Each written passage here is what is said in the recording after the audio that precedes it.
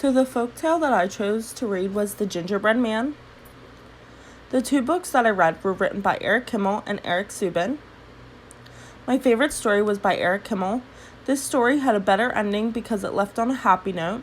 It talked about how the gingerbread man will return one day, while the other story left on him being eaten, and that was the end.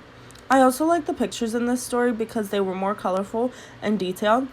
Lastly, the story had more animal characters that talked to the gingerbread man than the other story.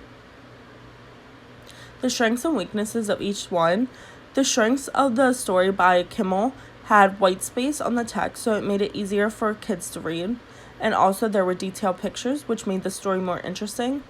But the text did not help the story, meaning that the text was just on the pages. It didn't add any elements to the story. While the other story by Subin, the whole town was chasing him, and I thought that was fun part. And also the placement of the text made the story more enjoyable. By that I mean it would go text, picture, text, picture. But it was a harsh ending and the drawings were pretty simple. This is a cumulative tale. It is a repetition of details and quick climax. The repetition is that you can't catch me, I'm the gingerbread man. No source notes were used in either story.